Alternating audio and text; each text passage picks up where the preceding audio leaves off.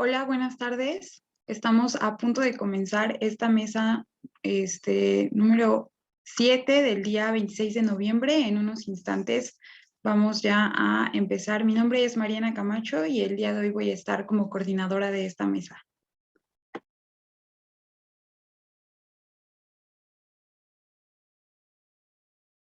Hola, buenas tardes.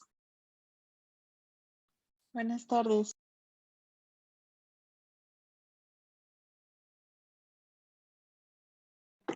Ok, voy a empezar a explicarles un poco la dinámica de cómo se va a llevar esto a Maestra cabo. Mariana, ¿ya tiene derechos de coanfitrión, perdón? Sí, ya. Perfecto, muchas gracias. Cualquier cosa voy a estar pendiente. Soy el responsable de la sala, maestro Manuel Petris. Adelante. Claro, muchas gracias. Hola, buenas tardes. Bueno, entonces, pues bienvenidos a este segundo Congreso Nacional de Radios Comunitarias y Expresiones Latinoamericanas 2021. Les repito, mi nombre es Mariana Camacho Oloarte y pues bueno, agradecemos su asistencia a esta mesa de trabajo denominada Medios, Educación en Infancias y Juventudes. Y pues bueno, para poder realizar esta mesa de forma ordenada, les pido que tengamos micrófonos y cámaras apagadas.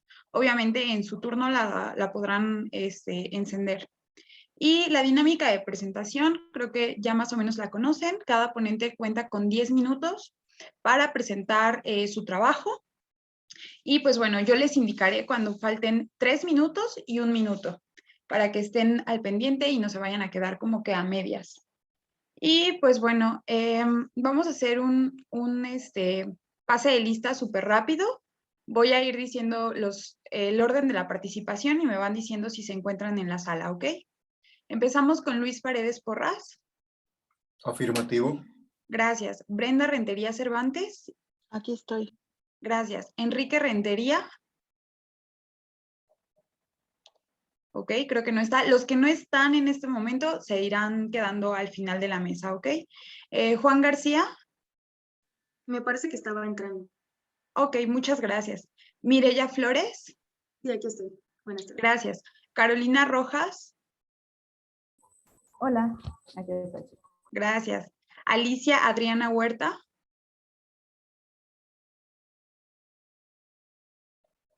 Ok.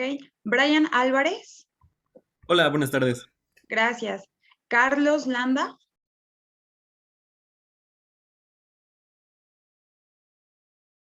Y Emma Romero. Perfecto, entonces bienvenidos. Este es su espacio y entonces empezamos y abrimos esta mesa de trabajo con Luis Paredes Porras. Adelante, por favor.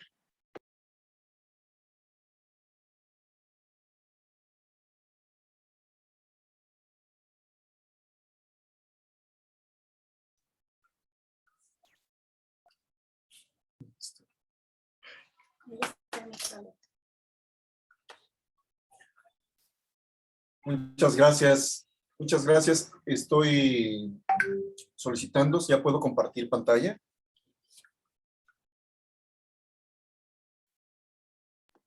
Claro.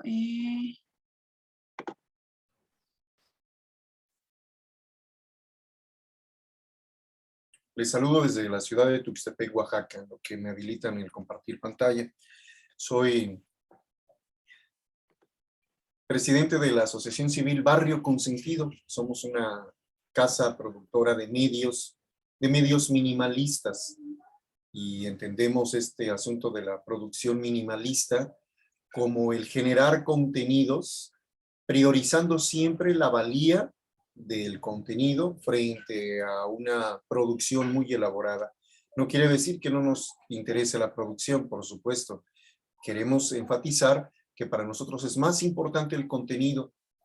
Por lo tanto, trabajamos con lo que tenemos y motivamos a que la gente lo haga con lo que tenga. Hoy, con un celular que es multifuncional, con lo que haya, con eso se generan contenidos. Entonces, ¿ya podré compartir? Ya lo estamos checando.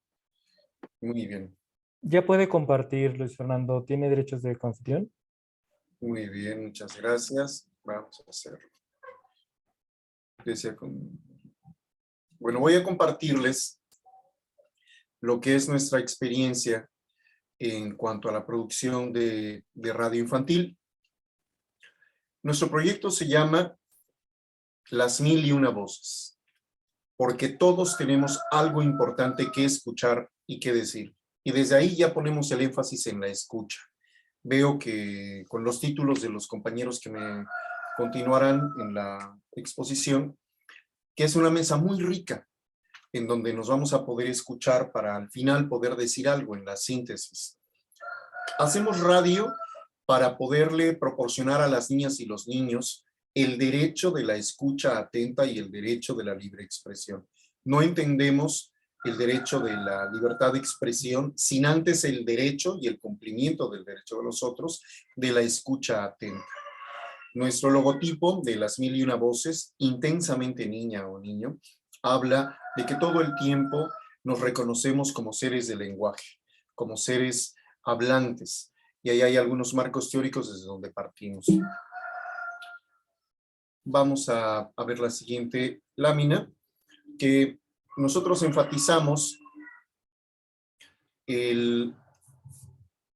vamos a ver la anterior. Aquí mi asistente me está ayudando. Aquí estamos. Muchas gracias. Buscamos que a través de la producción de radio, juguemos a la radio y fomentar el pensamiento crítico, el pensamiento creativo, el pensamiento de cuidado y el pensamiento colaborativo. Esto lo venimos haciendo desde el año de 1998, cuando empezamos a trabajar con niños sin que buscáramos en aquel entonces hacer radio con ellos. Pero ya buscábamos, soy pedagogo de formación y trabajando con niños en estado de vulnerabilidad, niños de la calle, niños en situación de calle, niños trabajadores de mercado en la ciudad de Puebla, nos capacitamos en metodologías para ayudar a pensar, porque era muy importante para el modelo educativo que desarrolló esta asociación civil. Entonces, con los años, con el asunto de ingresar a la academia y estar buscando el desarrollo de habilidades del pensamiento en la infancia, pues nos encontramos con metodologías que nos permiten, jugando a la radio, el desarrollo del pensamiento crítico, creativo, de cuidado y el pensamiento colaborativo. Esto es importante porque se pueden rastrear estas características en nuestras producciones, en la forma en cómo interactuamos con los niños, cómo los escuchamos y cómo los motivamos a que dialoguen con nosotros, con ellos y con los radioescuchas.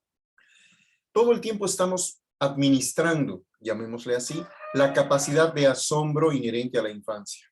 La metodología que nos ha permitido hacerlo de una manera más eficiente es la propuesta metodológica que lleva el nombre de Filosofía para Niños, que es una propuesta que tiene muchas décadas ya en el mundo de la educación formal y lo hemos llevado nosotros a la educación no formal, haciendo una adaptación porque no utilizamos los manuales de las comunidades de cuestionamiento que propone Filosofía para Niños. Hay una red internacional de escuelas, de promotores, una red nacional también de gente que trabaja con filosofía para niños, pero nosotros lo hacemos tomando sus principios y llevándolo a los diferentes contextos. La capacidad de asombro para nosotros es el principal motor para acercarnos a las infancias con las que trabajamos. Me has mostrado tu secreto para pronto contentarte, para jugar sin cansarte, para vivir con respeto. De sabiduría repleto no descansa tu sonrisa, y una lágrima me avisa de un secreto más profundo, el saber mirar al mundo lleno de amor y sin prisa. Otro de los marcos teóricos y metodologías de intervención con las infancias para jugar a la radio es la experiencia del aprendizaje mediado. Este marco teórico y método nos permite interactuar con los niños en cualquier momento de forma rápida y efectiva para los objetivos que buscamos en las producciones radiofónicas. De esta manera también se puede evaluar el tipo de intervención que el mediador, el adulto con mayor experiencia, está teniendo con los niños. El diálogo respetuoso parte del conocimiento profundo de las características de la etapa de la infancia en el ser humano y en la medida de lo posible el conocimiento de las infancias con las que vamos a interactuar. Entonces, por un lado tenemos filosofía para niños y por el otro lado tenemos la experiencia del aprendizaje mediado como marcos teóricos y metodológicos para la intervención. Hemos hecho esto mucho en las escuelas de todo tipo, escuelas rurales, escuelas bilingües, escuelas citadinas, de paga, de gobierno, porque es importante para nosotros que el aula, que es el principal espacio de socialización lejos de la familia, esté con la oportunidad de contribuir al fortalecimiento de la identidad de cada niña y de cada niño, conociendo el poder 3 de su minutos. palabra. Conociendo el poder de su palabra. Gracias. Agrégame uno más como en el partido de fútbol por aquello de que no podía yo compartir.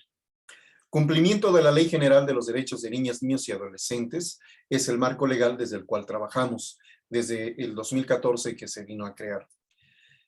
Tenemos un documento que es la Carta del Barrio Educador, que es el documento que nos rige y desde donde nuestra experiencia la llevamos a la casa productora.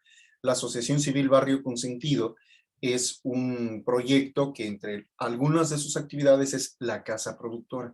Y la Carta del Barrio Educador es importante. Con esto queremos decir que los niños de cada barrio pues, son fundamentales para poder entender la identidad del barrio.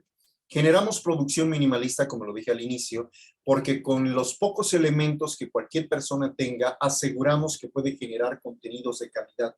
Y esto es muy importante para las radios comunitarias. Nosotros estamos en búsqueda de tener una radio comunitaria porque tenemos contenidos, pero no tenemos el espacio propio para divulgarlo en la radio abierta. Hacemos programas en vivo con niños, talleres en escuelas, en los barrios, y hacemos grabaciones de campo. Esto quiere decir que en cualquier niño que evaluamos que se le puede entrevistar, porque tampoco podemos abordar sin un método a cualquier niña o niño en la calle, lo hacemos así, y de ahí generamos los audios en frío que después producimos. En el 2014 tuvimos oportunidad de participar en la Bienal Internacional de Radio, obteniendo el segundo lugar en la categoría de radio infantil. El juicio que emitió el jurado calificador de la producción que presentamos, que la transmitimos en aquel entonces con una alianza con la radio cultural indígena de aquí de la región de donde estamos, que es la XOJN, La Voz de la Chinantla, el juicio el veredicto fue el que ustedes leen. Se reconoce con respeto la palabra inteligente, espontánea. Una propuesta minimalista a la que se suma un entrevistador profundo e imaginante que nos exige una escucha esmerada que venga del corazón. El asunto de jugar a la radio también pasa por la inteligencia emocional.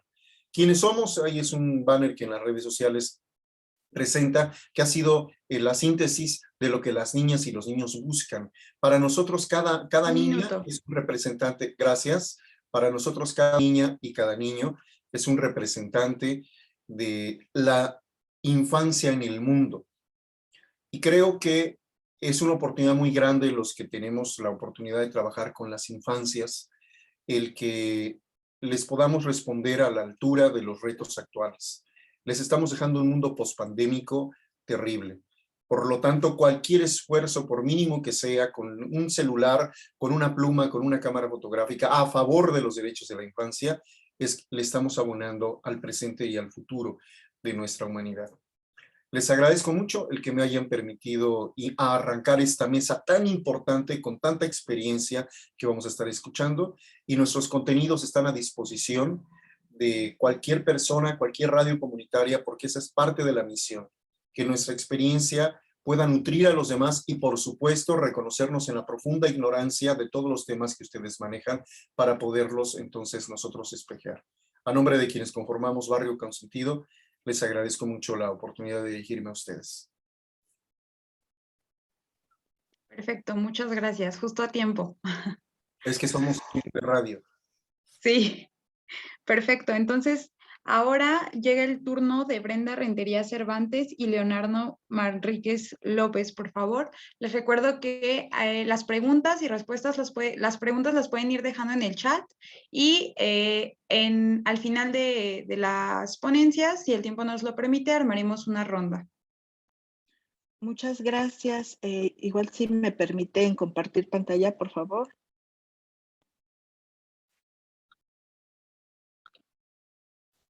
Lo que voy a presentar el día de hoy es un avance de tesis Listo. de maestría. Muchas gracias.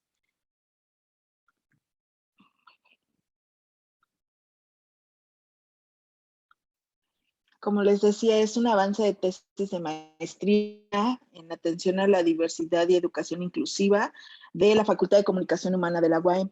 Y como título lleva de nombre Autopercepción de la inclusión social en niños de una comunidad excluida, una intervención con el libro álbum. Y bueno, justo este proyecto tiene como objetivo evaluar el efecto de una intervención basada en la mediación de un libro álbum sobre la autopercepción de la inclusión social en niños de la colonia Patios de la Estación. Y justo la colonia Patios de la Estación se encuentra en el municipio de Cuernavaca, que es la capital de Morelos, en el estado de Morelos. A diferencia de otras colonias, Patios de la Estación no se encuentra a la periferia o al exterior pues, de la capital, sino justo en el centro. De hecho, alrededor de la colonia suceden cosas interesantes, como que existen centros comerciales muy importantes, como Plaza Cuernavaca, Plaza Bugambilias, también centros culturales como el Auditorio Teopanzolco, el mercado municipal estatal más grande del estado, así como a escasos metros se encuentra el Zócalo capitalino, el Congreso del Estado, y justo enfrente de la colonia está una central camionera que conecta al Aeropuerto Internacional Benito Juárez, que es el más grande en Latinoamérica. Entonces, todo lo que sucede alrededor de Patios de la Estación responde pues a un sistema capitalista bastante avanzado, ¿no? Y de producción. Sin embargo, la colonia, atendiendo pues a la población y a las condiciones de violencia, delincuencia y al porcentaje de hacinamiento y rezago social con el que se cuenta, podemos identificar que es la colonia del municipio de Cuernavaca con mayor índice de hacinamiento y de rezago social. Estas problemáticas lo que generan son otro tipo de condiciones estructurales que agudizan las desigualdades sociales, es decir, rezago social, pobreza, marginación, el no acceso a servicios públicos, ¿no? Y justo lo que hicimos en este proyecto es hacer un análisis comparativo de lo que ya se hace como políticas públicas y un enfoque de derechos humanos. Y justo lo que hicimos fue compararlo para identificar pues la estructura con la que están hechas los planes y programas que atienden sobre todo a niñas y niños y lo que nosotros proponemos como un plan con enfoque de derechos. Y lo que encontramos es que las miradas de políticas públicas son de un corte asistencialista, que están encasilladas sobre todo en proyectos de infraestructura, si hay o no hay escuelas, si hay o no canchas deportivas, si hay espacios o no. Esto está visto desde el concepto de marginación y marginalidad económica. El gran problema con esto es que si tenemos una escuela, no con el hecho de tenerla nos garantice que brinde educación inclusiva y viceversa. Entonces, cuando lo miramos desde un enfoque de derechos humanos, nos damos cuenta que hace falta una mirada de accesibilidad y garantía integral, que unos y otras garantías pues, de los derechos humanos se consoliden para atender sobre todo uno de los grupos más vulnerados en la comunidad, que son niñas y niños. Y justo Cortés, en su investigación en 2006, nos hace un análisis comparativo de los conceptos y que en cambio a la marginación y marginalidad económica que se pensaría que se puede revertir por medio de propuestas asistencialistas, la exclusión social habla de un enfoque de derechos, que es necesario atender toda la gama pues, de derechos para entonces revertir la exclusión. Y justo una de las maneras para poder revertir o disminuir la exclusión social es romper con el control social que se tienen y que las personas puedan cambiarlo, que sientan que pueden cambiar, que puedan percibirse de un sistema o vivir fuera de. Estos autores, Gatica y Moffy Brusino, sostienen justamente que la legitimación de la pobreza o la legitimación de donde soy, que no puedo cambiar o ser parte de otra cosa, justamente lo que hace es acudizar la desigualdad social y que es muy importante identificar la socialización política con niñas y niños, cómo se percibe la niña y el niño en cuanto a la pobreza, riqueza y a las desigualdades sociales. Haciendo ese análisis de cómo disminuir la exclusión social, encontramos un programa bastante interesante que forma parte medular de este proyecto, que es el Plan Nacional de Salas de Lectura. Ahí. Y bueno, justo El Plan Nacional de Salas de Lecturas, haciendo como en este diagrama de Venn el análisis de dónde parte el fundamento más general hasta el más corto, que es la sala de lectura propiamente, pues está en un marco de la Agenda 2030 en el objetivo 4, y justo se va catalogando en las políticas públicas y el marco normativo vigente, al cual, en términos muy generales, las niñas y los niños tienen derecho al pleno desarrollo de su educación de calidad e inclusiva y a planes y programas culturales. Es por eso que el Programa Nacional de Salas de Lectura se encuentra en una categoría del Plan Sectorial de Educación y Cultura, porque forma parte de más estrategias internacionales, nacionales y locales.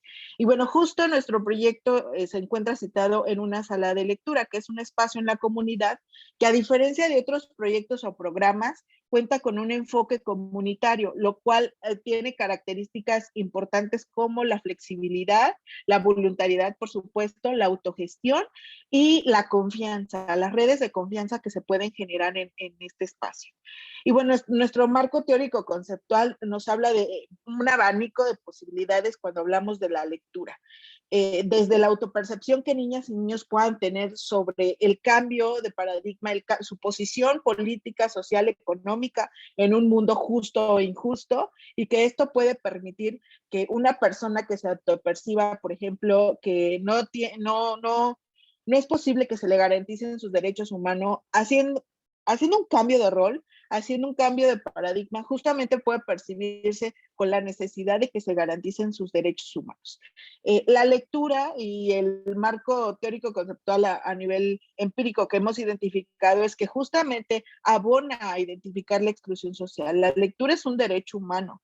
La lectura puede revertir grandes problemas como el efecto Mateo en las desigualdades sociales, además de que la mediación lectora, es decir, esta mediación que se hace de una persona adulta hacia una persona niña o niño menor de edad, justamente es un ejercicio que debe de promover romper barreras, ¿no?, de desigualdad 3 y de minutos. inclusión.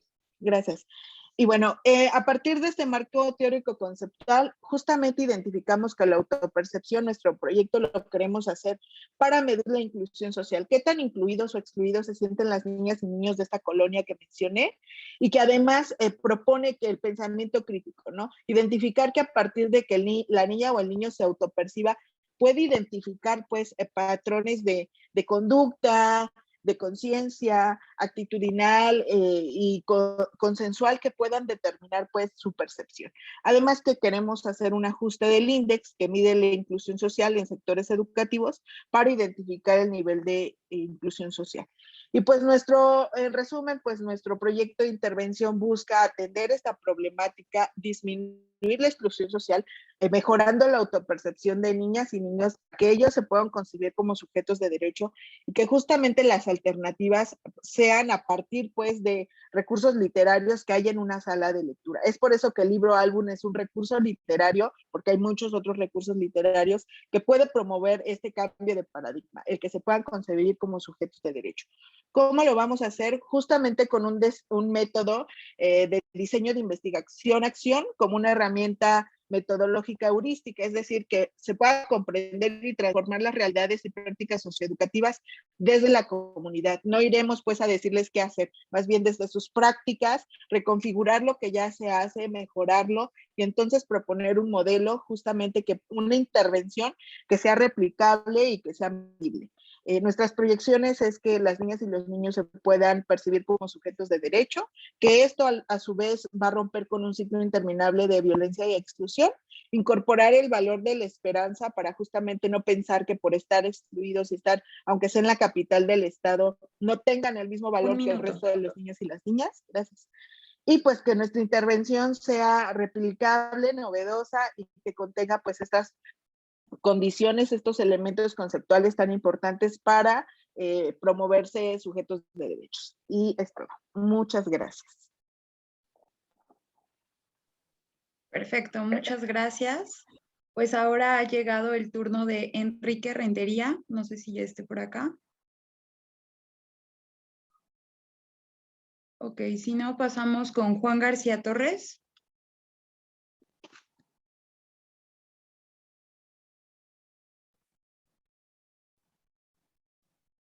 Ok, creo que Juan García tampoco se encuentra. Entonces ha llegado el turno de Mireya Flores Santillán. Adelante, por favor.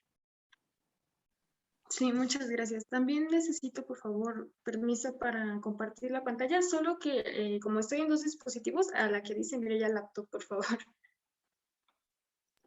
Claro.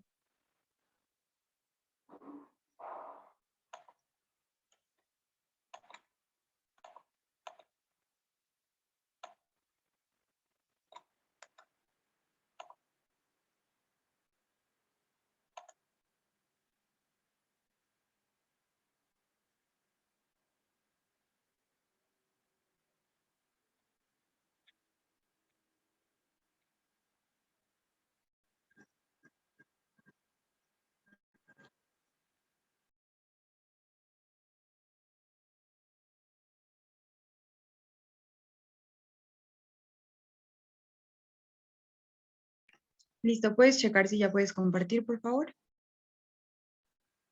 Ya está, muchas gracias. Pues creo que ya se ve. Ahí está. De acuerdo, buenas tardes. Bueno, es un gusto poder estar aquí. Gracias a la UAP por formar este tipo de espacios. Pues bueno, yo soy Mireya Flores Santillán. Soy tesista de la UAM y también formo parte del comité editorial de la revista digital El Consejo. Bueno, este es el título de mi ponencia y les voy a hablar un poco sobre las formas en las que actualmente entendemos la lectura a fin de reflexionar un poquito sobre las lecturas que tenemos hoy en día. Bueno, primero hay que preguntarnos qué es leer, porque si buscamos esta definición a lo largo de muchos siglos, vamos a encontrar que hay definiciones muy diferentes. Por ejemplo, en 1611, todo esto lo obtengo del libro de Margit Frank, es una investigación suya. Sebastián de Covarrubias define leer como pronunciar con palabras lo que por letras está escrito. Vemos que es explícita la mención al sonido, ¿no? Pronunciar.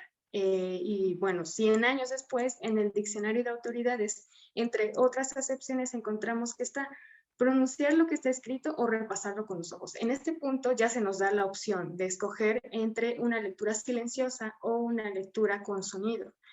Muchos siglos después, en la edición número 23 del Diccionario de la RAE, encontramos que leer ya se define como únicamente pasar la vista por lo escrito o impreso comprendiendo la significación de los caracteres empleados. La única mención que se hace aquí al sonido es la que aparece ahí abajo, que dice que es propio de un profesor cuando está explicando un tema, ¿no? Vemos que ha cambiado muchísimo solamente la definición de leer, ¿no? Entonces, pues se trata de una transformación de las prácticas de lectura. Primero, hasta el siglo XV, hasta antes del siglo XV, nos dice Paul Zumthor en su libro La letra y la voz, que no se conoció otro tipo de lectura más popular que la lectura comunitaria y en voz alta. A partir del siglo XVII más o menos aparece la lectura que ya es solitaria, pero sigue siendo en voz alta. Esto surge con la popularización de la imprenta, ya cuando empiezan a existir los libros y la gente puede adquirirlos. Esta práctica es la que se mantuvo durante todos esos siglos hasta llegar a lo que conocemos hoy en día como una lectura solitaria y en silencio. Ahora vamos a ahondar en cada una de estas. La primera es propia de la Edad Media, que se hacía una lectura comunitaria, era una lectura en voz alta. Aquí la escritura existía únicamente como un soporte de la voz, es decir, para fijar, ¿no?, lo que se decía, como para que no se olvide, para dejar memoria. Era una práctica que estaba hecha solamente para el clero. Y pues bueno, esto no significa que el resto de la gente que no sabía leer no conociera las historias, los textos que corrían en esos tiempos. Las personas iletradas se juntaban en grupos a escuchar a un lector profesional. Bueno, esto podemos encontrarlo en muchos textos donde hay algunas pistas que nos dice, por ejemplo, en la historia de San Millán de Berceo, que encontramos: señores e amigos, cuantos aquí sedes, si escuchar quisierdes, entenderlo poderes. El libro del Buen Amor, por ejemplo, dice que pueda de cantar es un librete rimar, que los que lo oyeren puedan solas tomar. Vemos que las menciones son explícitas a verbos como oír, escuchar, y además se habla de colectivos que están reunidos, ¿no? Bueno, esto les digo, se trató de una transición y bueno, en esta época el lector era únicamente un intermediario entre el texto y el público. El destinatario real de un texto era el oyente, no el lector. aquí Nebrija en su gramática nos dice, por ejemplo, que no es otra cosa la letra, sino trazo o figura por la cual se representa la voz. No tienen otro uso las figuras de las letras, sino representar aquellas voces que en ellas depositamos. Es como hoy, por ejemplo, conocemos a la fotografía. En un inicio, cuando todo esto empezó, había fotógrafos profesionales, ¿no? Había que ir con ellos y las fotos solamente les pertenecían a ellos. Poco a poco se fueron popularizando y hoy en día tenemos cámaras en los celulares y cualquiera puede ser un fotógrafo o fotógrafa, ¿no? Sin que necesariamente tenga que profesionalizarse en ello. Bueno, lo mismo con los libros. Cuando se popularizó la imprenta, todos podían adquirir un libro y poco a poco empezar a leerse para sí mismos, sin tener que ser un lector profesional. Esto pues fue resultado de una evolución en la que pues seguía existiendo la lectura en voz alta, pero les digo, ya era privada cada vez más. Hay huellas de esto también, por ejemplo, en las Confesiones de San Agustín, cuando habla sobre San Ambrosio, y dice que cuando leía San Ambrosio, sus ojos se deslizaban sobre las páginas y su corazón buscaba el sentido, pero su voz y su lengua no se movían. Más de una vez penetré a su cuarto y siempre me sucedió encontrarlo leyendo algo para sí y en voz baja. Esto era algo rarísimo en la época, entonces había que darle una especie de explicación, ¿no? De por qué se está leyendo en voz baja, por qué no lo hace como todo el resto de la gente que lee en voz alta. Bueno, esto siguió hasta lo que hoy conocemos como la lectura solitaria, que empieza, como les dije, en el siglo XVII, hasta que lo conocemos como hoy. Bueno, esto que conocemos hoy más bien es resultado de un enmudecimiento gradual. Les digo, al aislarse la gente ya no fue tan necesario pues necesitar escuchar a los lectores, ¿no? Esta empezó a estar al alcance de mucha gente por la popularización de la imprenta y pues empezó a hacerse en silencio y en privado, les digo. El oído ya no hacía falta, ya estaban en privado, entonces la lectura empezó a hacerse solamente con los ojos. De esto también podemos encontrar algunas pistas en versos, por ejemplo, como de Quevedo, donde dice: retirado en la paz de estos desiertos, con pocos pero doctos libros juntos, vivo en conversación con los difuntos y escucho con mis ojos a los muertos. Por su parte, Sor Juana dice: óyeme con los ojos, ya que están tan distantes los oídos, y de ausentes enojos, en ecos de mi pluma mis gemidos, y ya que a ti no llega mi voz ruda, óyeme sordo, pues me quejo muda. Vemos aquí que la mención es explícita, ¿no? A reemplazar los ojos por los oídos, porque aquí esta práctica poco a poco se va haciendo más popular. Y bueno, ya hasta este punto se echa de ver que es necesario, ¿no? Preguntarnos, entonces, ¿qué cosas cambian entre una lectura y otra? Bueno, la primera, la comunitaria, vemos que está basada en la voz, que es dirigida al oído, que es producto de una cultura totalmente oral y que se trata de una práctica totalmente social. En cambio, la lectura solitaria se basa en el silencio, se dirige a la vista, es producto de una cultura escrita y es una actividad aislada.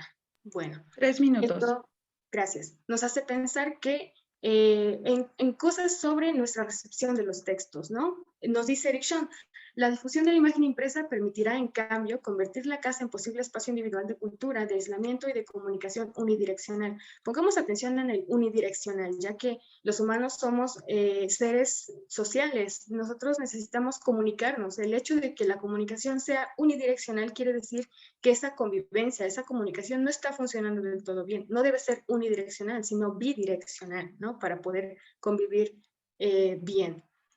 Para resolver esto, Eric Havelock propone que debemos dejar que nuestra herencia oral siga funcionando. Esto quiere decir también la lectura comunitaria, comunicarnos como una comunidad de verdad. Y en su propuesta incluye que la enseñanza de la lectura y la escritura tendría que efectuarse en el entendimiento de que debe ir precedida por un programa educativo basado en el canto, la danza y la recitación y acompañada por una continua instrucción en estas artes. O sea que para los niños y también para los demás adultos tenemos que acompañar también la lectura comunitaria de la solitaria, la oralidad con la escritura, no manejarlas como cosas aparte. Entonces, hay que preguntarnos, ¿qué hacemos con nuestras formas actuales de leer? Las bibliotecas, por ejemplo, que entienden una sola forma de leer, en silencio, con los ojos y en privado. No sé cuántas bibliotecas tengan lugares destinados a la lectura en voz alta, en comunidad además, y que no sean nada más para niños, porque si el origen de la lectura fue en voz alta y en grupos, tendríamos que pensar que no se ha extinto totalmente, solamente pues se empezó a popularizar otra. No quiero decir que tengamos que abolir las bibliotecas, sino que tenemos que popularizar otro tipo de espacios para leer, como las tertulias, los cafés literarios, los clubes de lectura, en donde la lectura se lleva a una comunicación verdadera, en donde podemos fortalecer esta comunicación bidireccional. Esto se acompaña de la lectura en voz alta, que les sorprenderá ver cómo un texto se transforma una vez que le imprimimos la voz.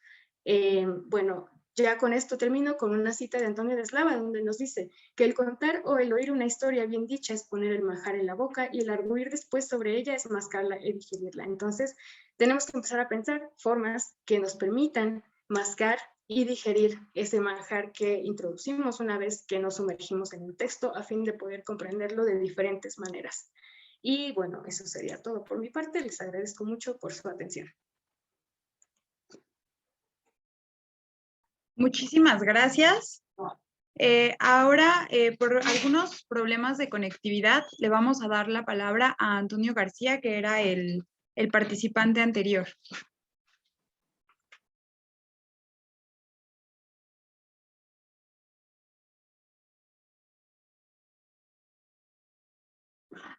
¿Sí está ahí Antonio García?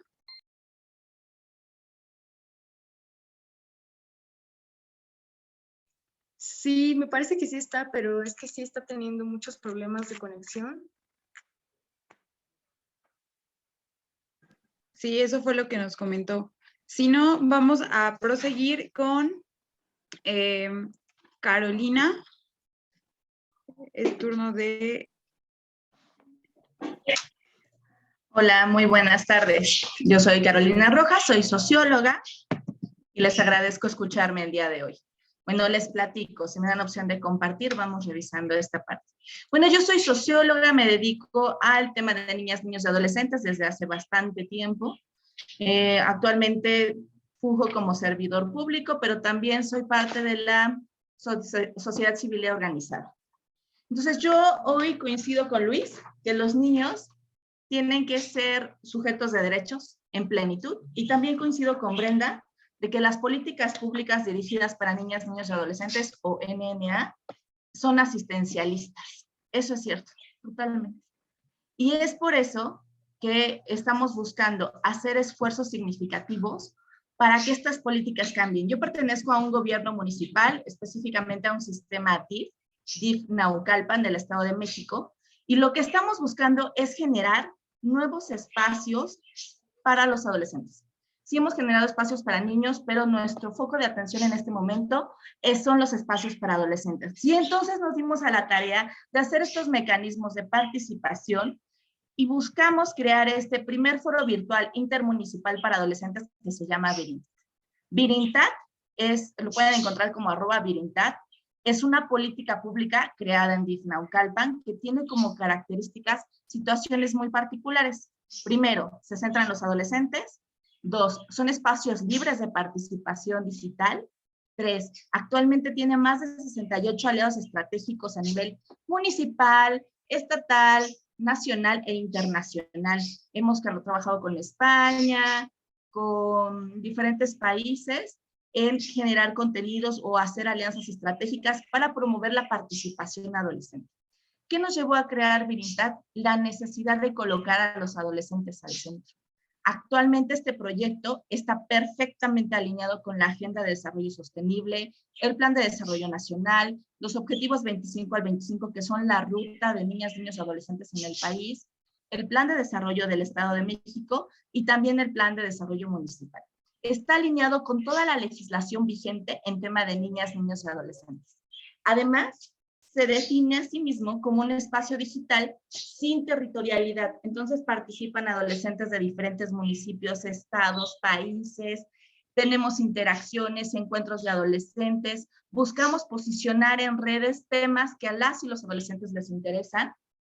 Por ejemplo, adolescencia trans, suicidio adolescente, también hablamos del altruismo, hablamos de la violencia de género, tocamos temas que dentro de la rama pública no han sido bien vistos. Eso tengo que decirles, estamos picando piedra para generar este proyecto. Es un proyecto que va más allá de la administración pública municipal porque estamos formando o formamos ya un equipo de adolescentes que le va a dar continuidad a la política pública. La política pública se ha presentado en diferentes foros y escenarios y ha tenido muy buena recepción, pero no solamente de los adolescentes en sí, que son parte del equipo que construye todos los contenidos que salen en Virintat, sino también de los gobiernos y de las instituciones públicas. Estamos entrando a un momento clave donde niñas, niños y adolescentes en nuestro país, a partir de la ley del 2014, que es la ley general, se están visibilizando. Son un grupo social que no está totalmente visibilizado, y menos estos mecanismos de participación. ¿Por qué? Porque nos incomodan. Cuando nosotros pusimos en la mesa generar estos espacios, porque previamente tuvimos varios diagnósticos y análisis, nos decían, no es viable darle voz a los adolescentes. Piénsenlo bien. No es viable que ellos tengan esta libertad para expresarse totalmente.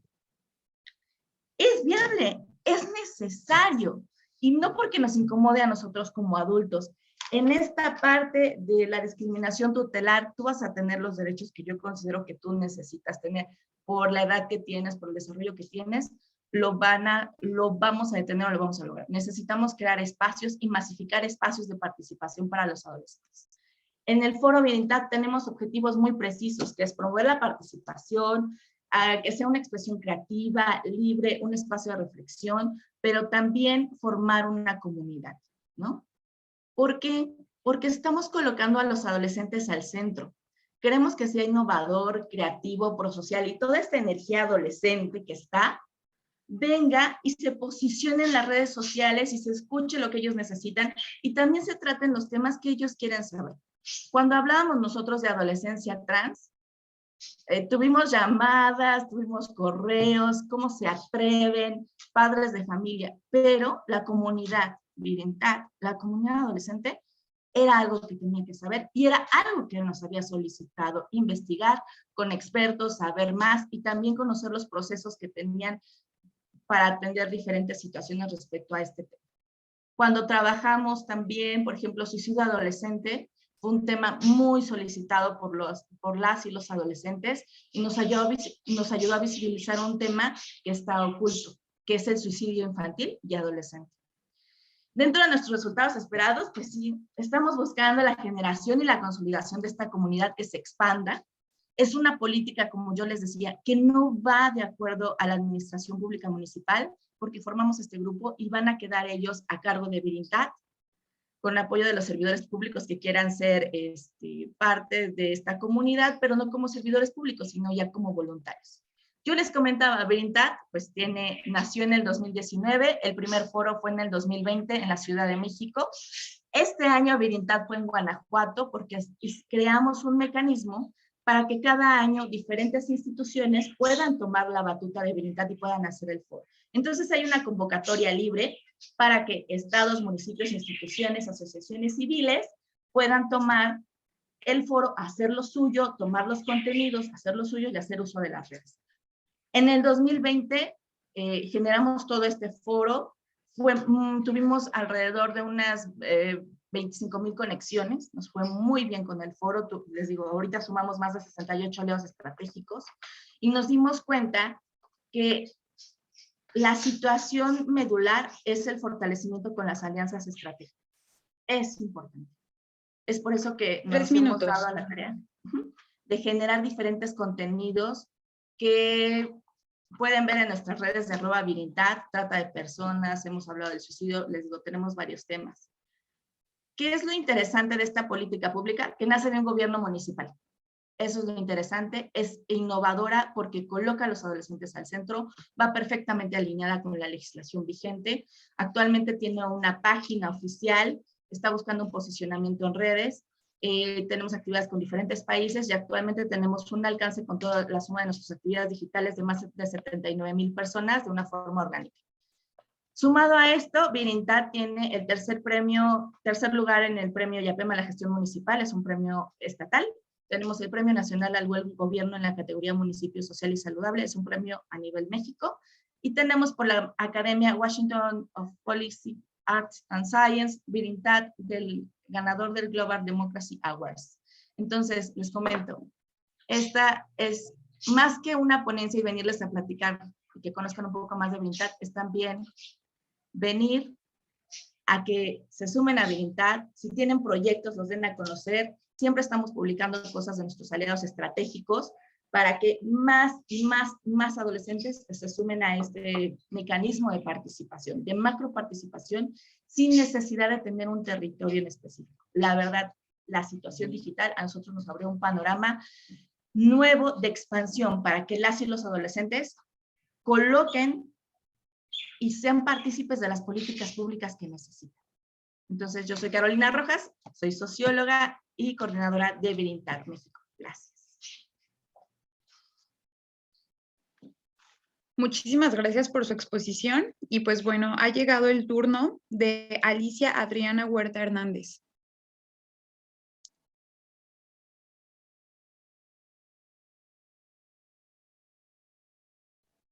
Ok, si no está Alicia, entonces seguiríamos con Brian Álvarez Montes.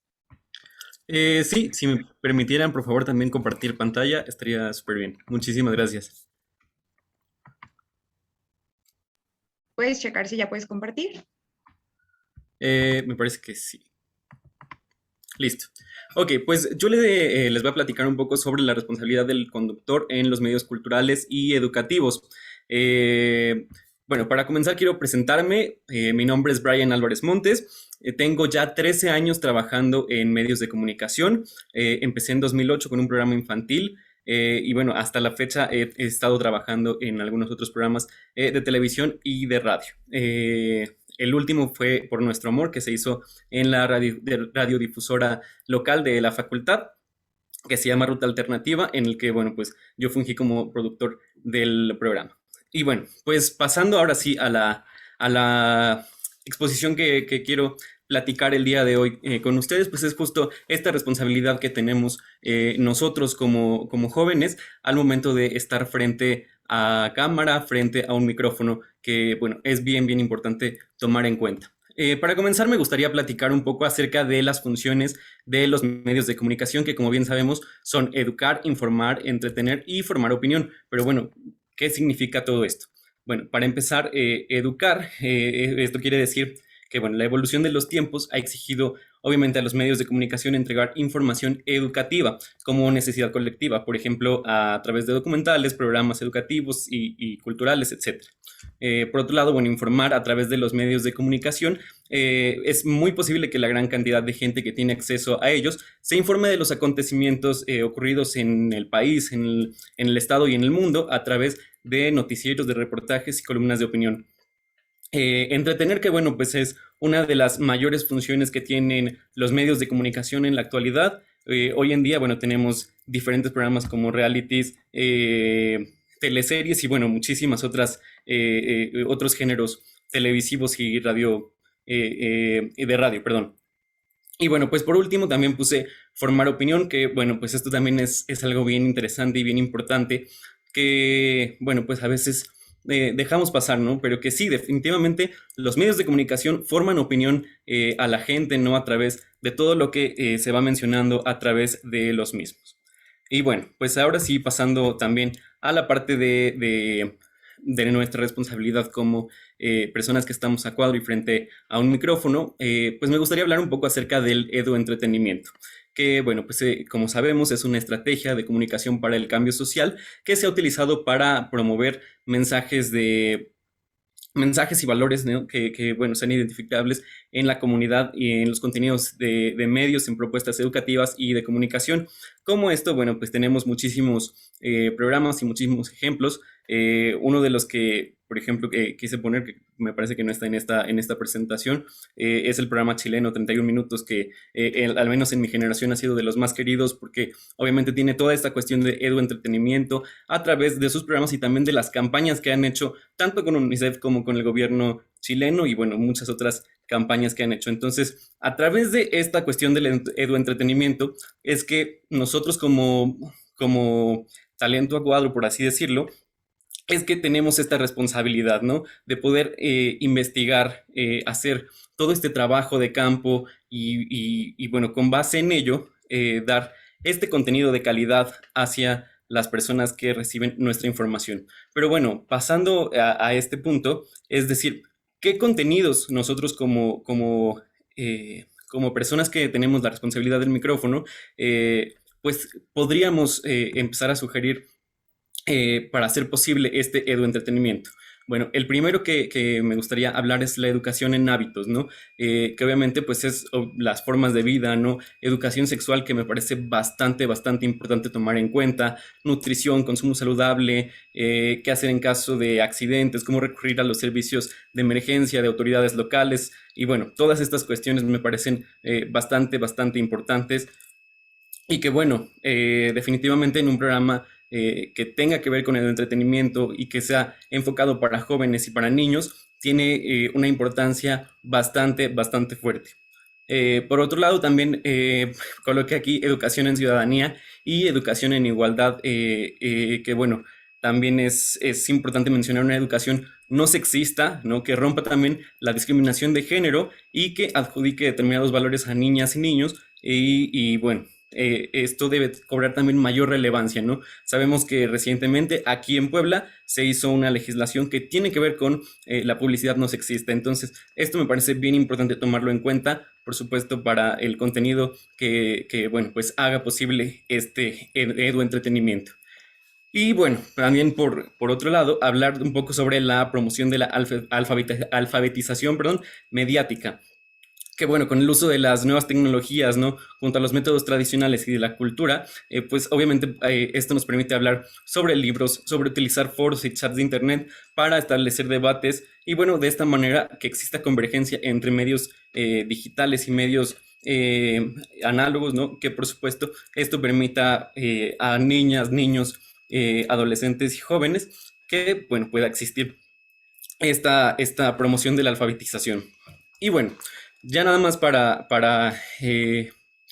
mencionar algunos otros puntos que también es importante mencionar, otros de los temas que me parecen importantes dentro del contenido que como responsabilidad tenemos al momento de estar frente a un micrófono es educar en el respeto a la persona y los grupos sociales, fomentar y facilitar la convivencia, estimular la tolerancia, proponer la igualdad en todas sus acepciones, ya sea sexo, raza, creencias, oportunidades, etcétera, apoyar la integración, promover la no violencia, potenciar la no discriminación y promover la cultura de la mediación y el diálogo para la resolución de conflictos.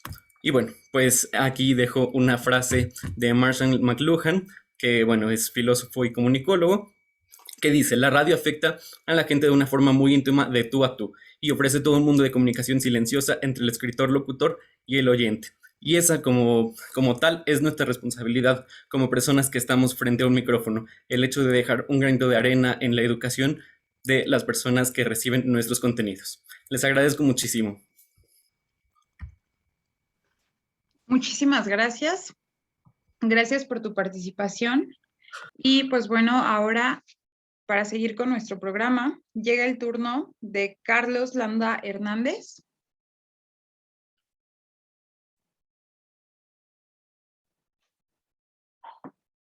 Ok, si no está Carlos Landa, seguiríamos con Emma Romero Morales.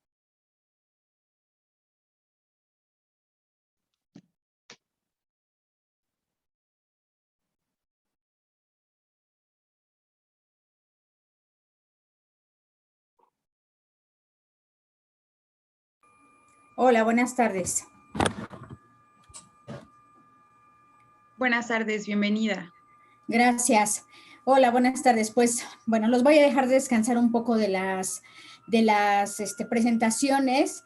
Yo quiero hablar un poco de lo que es la experiencia en los medios públicos y muy de acuerdo con lo que decía Brian, que bueno, tengo el gusto de conocerlo y de haber trabajado juntos algunos años, un conductor con todas las letras, y me parece muy importante lo que él habló. Yo creo que lo más importante que tenemos los comunicólogos, los que estamos en este medio, es la responsabilidad de lo que transmitimos, ¿no? A lo mejor él, como comentaba, la parte como conductor lo que dicen, la cara que ponen ante la gente, ante el público, es muy importante. Pero todo eso es un hilo que viene desde que se realiza la producción. En este caso creo que ha sido para mí muy importante llevar ese hilo desde el principio, hilvanar ese hilo o esa costura hasta que sale a la televisión. Yo soy productora de televisión en Set Televisión y sí, es muy importante esta parte en la que uno deja huella, en la que uno hace presencia y cambio en todos los televidentes o en todos los radioescuchas. Sí, es muy importante. También habíamos tocado, o cuando se me hizo la invitación para participar en esta ponencia, fue hablar de lo que es trabajar en los medios y la maternidad. Para mí también ha sido una parte muy importante porque es una profesión que exige mucho tiempo, que exige mucho pensar, que exige, en una palabra, tiempo.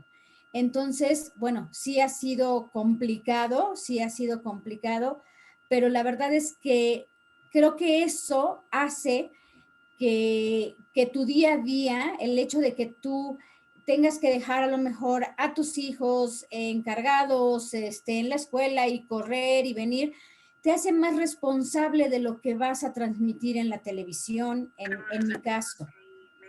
Entonces, creo que es muy importante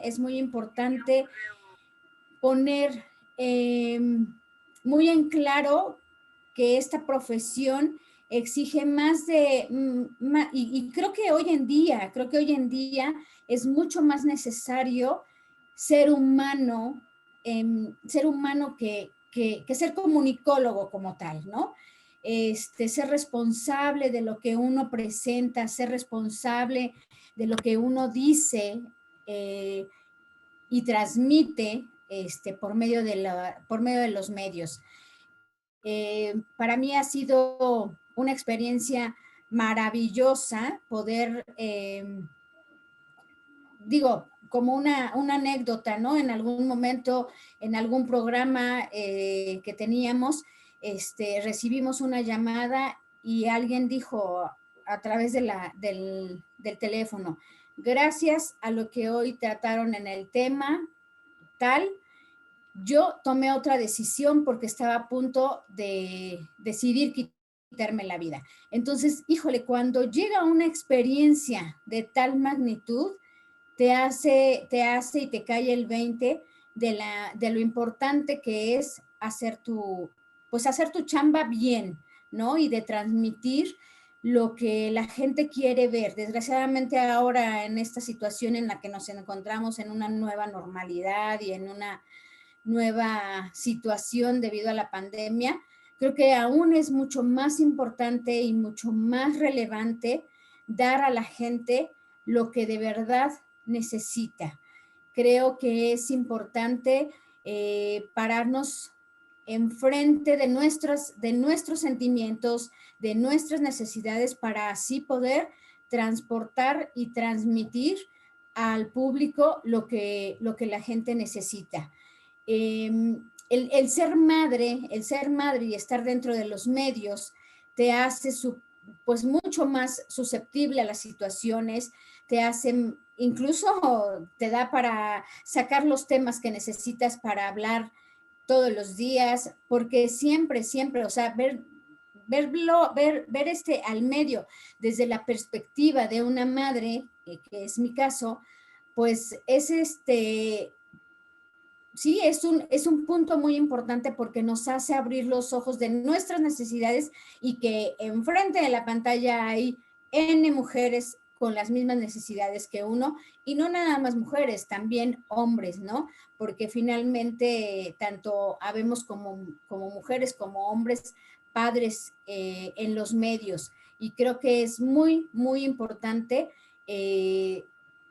ir caminando a la par, aprendiendo a la par, porque seguramente todos, y no me dejarán mentir los que hayan sido padres dentro de los medios, que va uno aprendiendo, ¿no? Va uno aprendiendo a ser padre, pero también a ser comunicólogo, a transmitir todo lo que uno, y esta parte de ir aprendiendo nos va dando la experiencia por dónde sí y por dónde no dentro de los medios. Entonces, yo me siento muy, muy bendecida por haber, o por estar, ¿no? Por tener un espacio a donde podamos ayudar a la gente, podamos transmitir, entretenerla, tener un espacio donde la gente se sienta cómoda, ¿no? Es muy lindo recibir las llamadas y decir, qué bien me siento viendo su programa, qué bien me resolvieron esta duda que yo tenía. Entonces, creo que es muy importante, de mucha relevancia, de mucha responsabilidad, estar en los medios. Muchas gracias. Muchísimas gracias por su participación y pues bueno, esperamos que ahora sí pueda pasar el participante número 4, Juan Antonio García. Hola, hola, hola, muy buenas tardes. ¿Me escuchan bien? Sí, muchas gracias. Muchísimas gracias. Antes que nada, una disculpa enorme por no haber podido pasar en mi momento. He tenido problemas de conexión y me disculpo si también vuelve a fallar. Por lo mismo, no voy a poder prender la cámara en esta ocasión debido a que trataré de consumir el menor de los datos posibles. Y voy a pedirle a la compañera Mireya si por favor me ayudaría a compartir pantalla.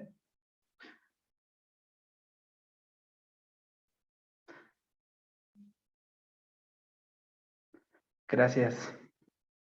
Muchas gracias. Pues agradezco la invitación, agradezco el espacio en este bonito día. Yo vengo de parte del Consejo Nacional Juvenil de Ciencia y Humanidades a platicar de un tema para nosotros bastante relevante, que es la educación con ciencia. Si le das, por favor, siguiente. Siguiente, por favor. Nosotros, desde hace un tiempo, hace ya varios años, unos 5 años, nos dimos cuenta que era muy importante comenzar a construir, a generar espacios en los que las y los jóvenes pudiéramos adicionar conocimientos que en las aulas hemos adquirido, y esto a través de compartir en lo que mejor nos desempeñamos. Es por eso que iniciamos con un proyecto de divulgación científica. La divulgación científica para nosotros es poder compartir el conocimiento científico de una forma más simple, en un contexto general, con personas con las que convivimos a diario, y poder compartirles un poco de conocimiento científico a través de un lenguaje más sencillo.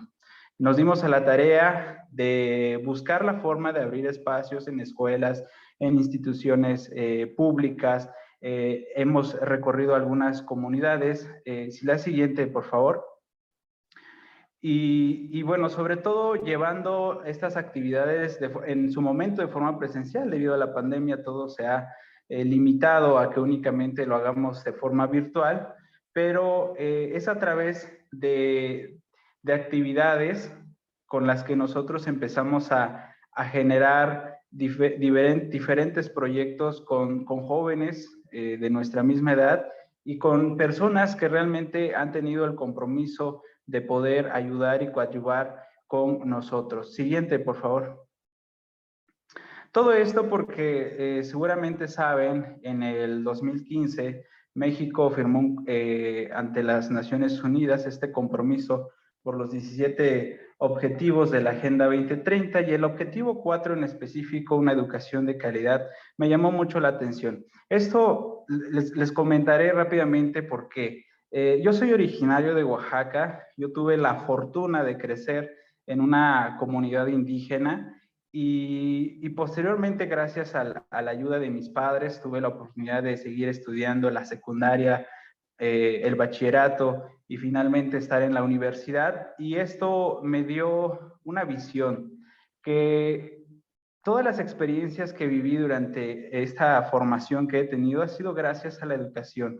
Entonces, confirmo y reafirmo que la educación es el camino al desarrollo y vi claramente que en estos compromisos en los que México firma en el 2015, se encuentra también una parte muy importante y es una educación científica.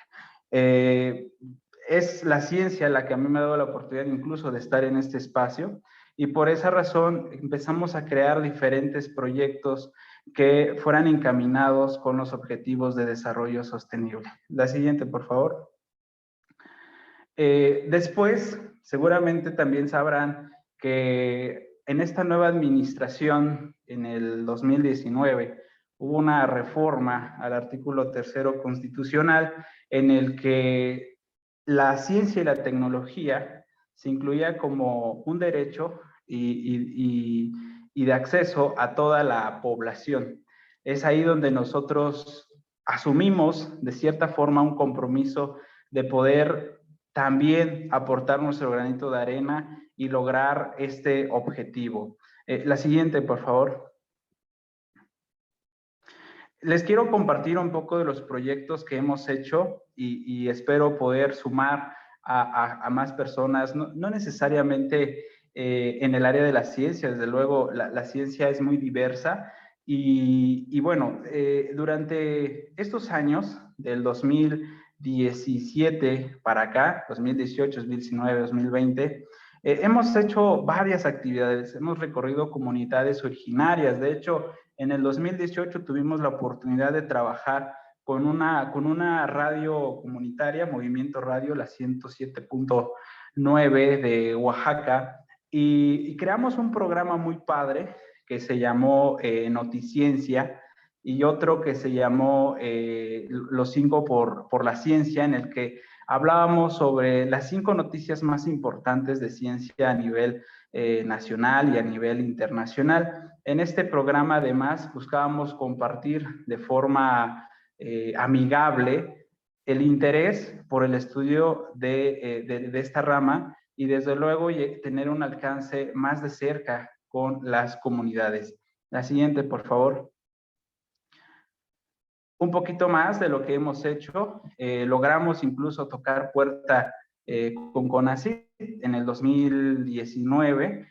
Fuimos invitados a la Feria Nacional de Ciencia y Tecnología, FENACI, en la que también estuvimos compartiendo nuestro trabajo. Esto por cómo ha estado estructurado, ¿no? Siempre buscamos fundamentar cada una de las actividades que hacemos y fuimos bien recibidos en ese evento y tuvimos incluso la oportunidad de llegar a mucho más estados. O sea, salimos de Oaxaca y nos proyectamos a otras entidades federativas. La siguiente, por favor. Fue hasta el 2019 cuando nos aventamos a hacer algo grande. Todos jóvenes, quiero recalcar, de no más de 24 años, todos menores, incluso algunos menores de edad, nos aventamos a hacer algo que jamás habíamos vivido, un congreso. Siempre les había comentado a los chicos, a esa edad, la mayoría no hemos tenido la oportunidad de participar en un evento como un congreso por la relevancia, la importancia de lo que es. Y pues nos aventamos a hacerlo a manera de poder, de hacer llegar estas actividades a más jóvenes. Lo logramos, hicimos en Oaxaca el primer Congreso Nacional Juvenil de Ciencia y Cultura, en el que precisamente mezclamos esta parte cultural. Le denominamos al evento La Ciencia del Universo en la voz de una lengua indígena, y esto porque queríamos denotar todo este conocimiento empírico que desde la época... 3 minutos. Gracias. Desde la época prehispánica hemos podido rescatar y destacar y logramos hacerlo. La siguiente, por favor. Esto nos llevó a que hiciéramos algo memorable. A finales de ese año logramos llevar al Senado de la República una tabla periódica monumental. La pusimos en el patio de Federalismo, el principal patio de esta institución, logrando esa fotografía que ven ahí. Tapizamos todo el patio con una tabla periódica a modo de manifestar la importancia de la ciencia en las leyes. La siguiente, por favor. Y consolidamos Hoy en día ya todo un equipo de trabajo nacional, contamos con una revista, contamos con una comisión que atiende ahorita el tema de COVID. Recientemente lanzamos este programa que se llama Apoyémonos, en donde nosotros buscamos ayudar a jóvenes que desean ingresar a la universidad o que han estado, se han rezagado en sus estudios a través de cursos, de clases en las que pueden pues regularse o estudiar algunos temas que difícilmente pues se atiende, ¿no?, en una escuela. Y finalmente, si me puedes proyectar, creo que hay una última.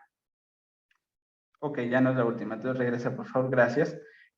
Bueno, finalmente quiero pues hacerles la invitación a que sumemos a este movimiento de educación conciencia, no solamente desde hablar de la física o la química, sino todo lo que conlleva un método científico. Es muy importante llevarlo a la cotidianidad, a la vida diaria, y hacer de los jóvenes mejores ciudadanos, mejores mexicanos. Muchísimas gracias. Bueno, pues muchísimas gracias por su ponencia, por su exposición. A continuación voy a mencionar a los que no pasaron, por si están por ahí y gustan pasar. Es Enrique Rentería Castro. Creo que no está. Y Carlos Landa Hernández.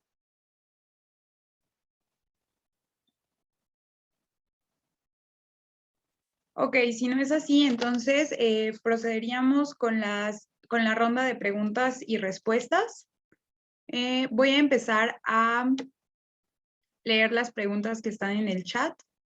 Así que Diana Laura Tejeda González pregunta para la primera ponente, que me parece que está dirigida, bueno, se refiere a Brenda Rentería Cervantes. Dice, ¿consideras que las actividades comunitarias serían más efectivas si el grupo de lectura está compuesto por personas de diversas edades? ¿O es recomendable que solo sean niños y niñas? Gracias, Mariana, y gracias, Diana, por la pregunta. Pues justamente, digo, por tiempo no alcancé como a ahondar más, pero justamente el programa de salas de lectura promueve esta propuesta intergeneracional, es decir, que no se sectoricen, incluso no está, es muy pendiente que la literatura infantil y juvenil pues sea pensada solo para niñas, niños o jóvenes, ¿no? Y no, la verdad es que los procesos intergeneracionales son diversos y son muy enriquecedores. Entonces, la propuesta del modelo de salas de lectura promueve justamente esta diversificación de edades y además de contenidos, ¿no? Hay una resistencia también a que las niñas y los niños no hablen sobre algunos temas como política, economía, problemas sociales, problemas ambientales, y no, la propuesta, la metodología pues del programa es al revés, busca colocar estos temas y que las perspectivas entonces de niñas, niños y personas adultas se crucen y se fortalezcan. Entonces, sí, pienso que las actividades comunitarias serían y deben de ser más efectivas justo cuando se consolidan programas intergeneracionales y además con una línea en común que tiene que ver con el respeto, ¿no? Romper con estas barreras adultocéntricas, porque si no, volveríamos como una condición de poder, pero creo que justo el programa Salas de Lectura lo promueve. Muchísimas gracias, esperamos haya quedado resuelta esa duda. Y bueno, pasamos a la segunda pregunta, que es de Vero Ruiz, y pregunta a Mireya. ¿Por qué consideras que es importante buscar en las infancias otras maneras de leer que no sean en las del silencio? Muchas gracias por la pregunta, Vero. Pues bueno, como estaba exponiendo en la diapositiva que traigo, de por sí ya existía la lectura en diferentes formas, ¿no? La lectura en voz alta, la lectura en silencio, y pues ahí mostraba algunas características, ¿no? En las que repercute cada una. El hecho de involucrar el oído o involucrar solamente la vista hace un cambio totalmente en la recepción de un texto, porque muchas veces seguramente cuando no se tienen un poema y lo escuchan leído, la comprensión cambia. a cuando se lee nada más en silencio. Hay poemas que están hechos para leerse en voz alta. Esto también depende de los escritores, ¿no? Si están pensando desde que lo escriben, si quieren que sea leído en silencio o quieren que sea leído en voz alta. Esto para la lectura en general. Para nosotros, lectores adultos también, lectores por ocio, por profesionistas, también repercuten, ¿no?, en nuestra forma de leer. Y bueno, sobre los niños, creo que es mucho más evidente que cuando se está aprendiendo a leer, se hace mucho este cambio, ¿no? Como de que tienen que leer de una sola forma. O sea, yo recuerdo los salones, ¿no? Del primer grado de primaria, cuando estaban así leyendo como susurrando, y era el shh a cada rato, como de no, la lectura es en silencio.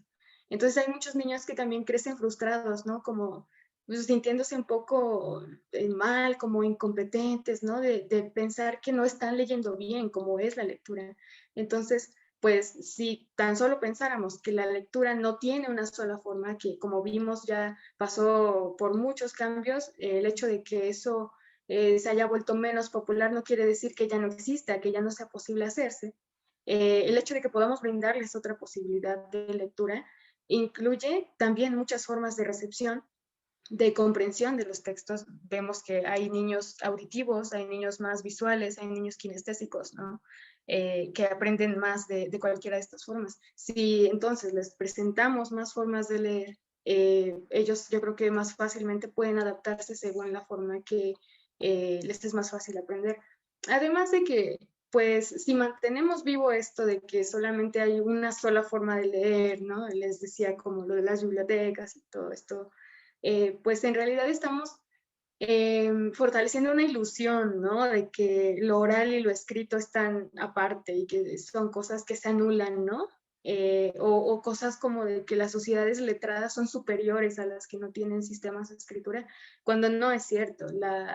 La escritura nunca puede prescindir de la oralidad, son cosas que van de la mano. Y entonces, pues como les ponía yo ahí la cita de Havelock, ¿no?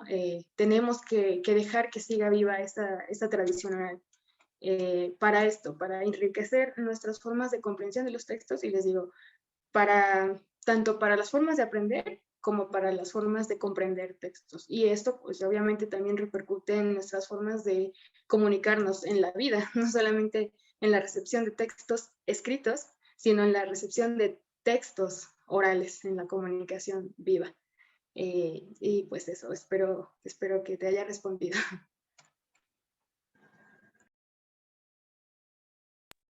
Muchas gracias. La siguiente pregunta es para Emma. Es de Jesús González y dice, ¿cómo puede un comunicólogo aconsejar a una audiencia de buena forma? No somos psicólogos, pero podemos encontrar con temas muy complicados en donde la audiencia pida ayuda. Ya no escuché la pregunta. Hola, buenas. Pues bueno, lo que comentaba hace rato, ¿no? Es importante ser comunicativo, poder comunicar y expresar lo que necesitamos, lo que pensamos, perdón, desde nuestras necesidades. Eso creo que nos pone muy empáticos o nos vuelve empáticos con las necesidades que tiene el auditorio.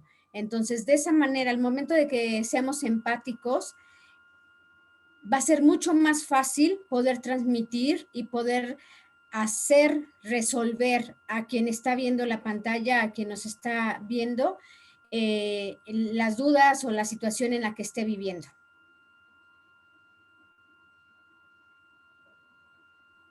Ok, muchas gracias. Y la siguiente pregunta también es para usted. Mi reconocimiento por tu trabajo, mujer luchona y profesional. Pregunta, ¿cómo le hacen para establecer las temáticas infantiles? ¿Los dirigen a adultos, a infancia o a ambos? Bueno, creo que somos adultos y entonces creo que vamos jugando un poco con la experiencia como adulto y como padre de un niño, ¿no? Entonces creo que vamos a ir jugando tanto para los niños digamos, o como lo dicen de pronto, es un poco de psicología aplicada, ¿no? Lo estamos comentando para los papás de alguna manera, pero llevando el mensaje a los niños, dando el mensaje directamente a los niños, pero bueno, con una cierta jiribilla para los papás. Entonces, creo que es muy importante, insisto, como lo comenté en la charla hace rato, el ser humano, tener las necesidades como padre, como tío, como amigo, como amiga, como nos hace ponernos en este punto de ser humano, más no de comunicólogo, como, a ver, quiero un mensaje, transmitir un mensaje, no, sino yo qué haría, yo qué sentiría, y creo que eso nos hace, insisto, la empatía es muy importante. Muchísimas gracias. Si alguien tiene alguna otra pregunta, comentario, lo pueden ir dejando en el chat. Me comentan que también faltó Alicia Adriana Huerta Hernández de su ponencia. Si está en este momento, podríamos darle el espacio para que lleve a cabo su presentación.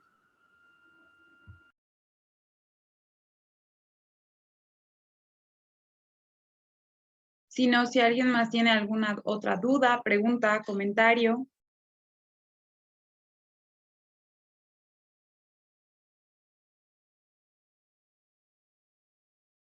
Ok, si todo ha estado quedando claro, pues entonces procederíamos a cerrar esta mesa.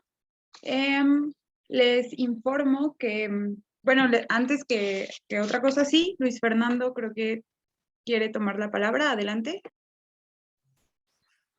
Sí, muchísimas gracias. Pues aprovechando que somos gente de radio y que tenemos el espacio suficiente todavía como para hacerlo, yo quiero preguntar de qué manera pudiésemos apoyar los proyectos que se han presentado.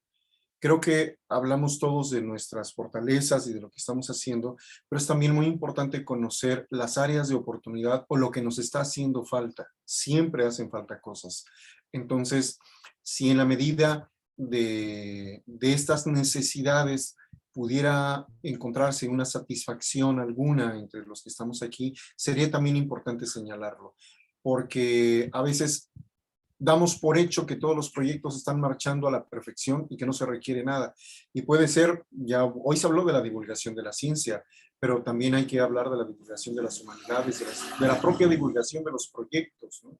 Entonces habría que ayudar a posicionar cada proyecto en las diferentes redes sociales y la invitación es que pudiésemos, y nosotros nos comprometemos como Barrio Consentido, a quienes lleven gusto, poder entrevistar a mayor profundidad cada uno de los proyectos porque nos parecen sumamente valiosos. Entonces, quien lleve gusto, voy a poner mi número telefónico para que pudiésemos profundizar en la realidad de cada proyecto y ojalá y pudiésemos ayudarles. Y agradezco a la universidad esta oportunidad de conocerlos. Muchas gracias. De hecho, en el chat muchas personas ya han estado dejando también sus redes sociales, sus formas de contacto. Entonces, qué bueno que aportan esta parte, ¿no? De hacernos crecer entre nosotros que tenemos como cosas en común. Ahora le doy la palabra a Carolina Rojas. Adelante, por favor. Gracias, y gracias a todos. Yo me sumo a la idea de Luis Fernando para que se haga una especie de red con los que estamos aquí en esta mesa y podamos divulgar entre nosotros los proyectos. Yo les comento, el proyecto que nosotros tenemos es justamente lo que busca, visibilizar las buenas prácticas y que los adolescentes conozcan la diversidad de situaciones que hay para que se sumen. Entonces yo me pongo a sus órdenes para poder crear cosas nuevas y diferentes y hacer la divulgación de estos proyectos. Muchas gracias. Justamente de eso se tratan estos espacios, no solo de compartir nuestros proyectos, sino también, justo como decía Carolina Rojas, de ir sumándonos y de ir creando y tejiendo esas redes que son tan importantes y que ahora a través de esos espacios virtuales los podemos aprovechar y pues bueno, nos podemos hacer crecer entre nosotros. Por favor, ahora adelante, Mireya. Sí, muchas gracias. Pues también aprovechando el espacio de SPA, vine a poner bueno, les compartí una ponencia que pues era mi nombre, pero les mencioné que soy parte de la revista digital de Ciencias y Humanidades, El Consejo. Yo formo parte del comité editorial y bueno, nosotros en la revista es también parte del Conjuvesi, que ya les explicó Antonio de qué se trata. Bueno, nosotros tenemos esta revista que está hecha de jóvenes para jóvenes. Abarcamos un rango un poquito más largo, más grande, desde los 18 años hasta los 39. Sabemos que en estos espacios más o menos es donde pues no nos dan mucha confianza porque somos jóvenes, porque todavía estamos estudiando, porque no tenemos experiencia, etcétera. Entonces es muy difícil publicar, ¿no? Es muy difícil poner nuestras investigaciones, hacer conocimiento y que se ponga en algún repositorio que pueda ser compartido con los demás. Entonces, por eso la revista El Consejo es lo que ofrece para el público de esta edad más o menos, para que puedan compartir sus trabajos. Aquí está Brenda, de hecho puso allí también Alejandra hace un momento. Ella es la directora de la revista. El contacto, el enlace más bien, perdón, de su artículo está publicado en nuestro primer número de la revista, que salió apenas en septiembre. Igual el próximo 3 de diciembre ya saldrá la convocatoria para nuestro segundo número. Igual en nuestras redes pueden revisar las bases, todo lo que les solicitamos para que puedan publicar.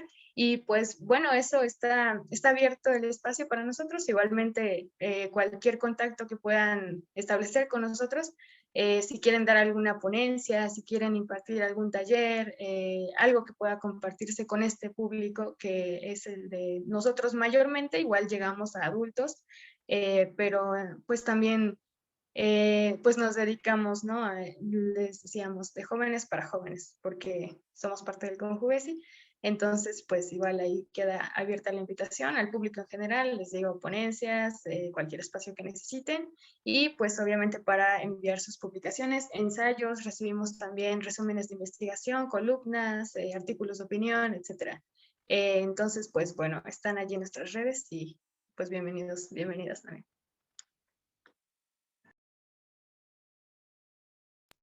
Muchas gracias. ¿Alguien más que quiera tomar la palabra?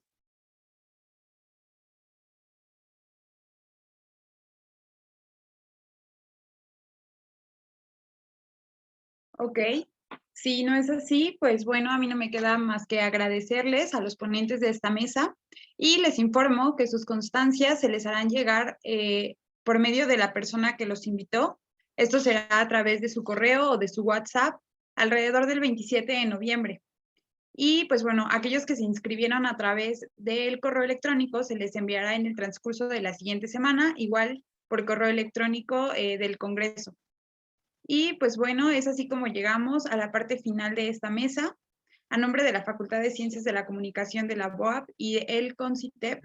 ¿Puedes responderle? ¿Perdón? Mira, hay una última pregunta. No sé si tengamos... Okay. Sí, tenemos el tiempo. Creo que solo es la petición de que tomemos una foto. No, hay una pregunta. Luis, ¿cómo se le hace desde la trinchera de Intensamente Niño para que los niños no se aburran y sigan teniendo audiencia y generar interés? Adelante.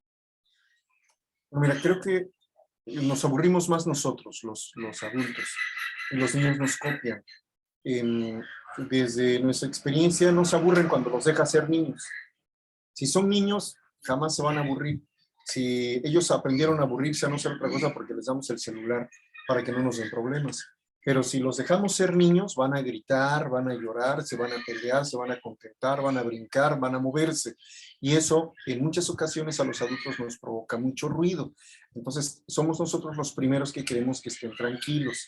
Luego los niños son terriblemente francos, entonces para una publicación, por ejemplo, para un programa en vivo de radio o televisión, pues tienes que estar administrando lo inesperado, porque tienen la libertad absoluta. En ellos la libertad es, se les ve en la cara, se les ve en el rostro. Estoy hablando de niños que no han sufrido violencia, que no, llamémosle de una infancia atípica, ¿no? Las infancias atípicas son también difíciles de abordar, pero no imposibles. Hemos hecho radio con niños autistas ¿no? Estamos intentando hacer radio con niños sordos.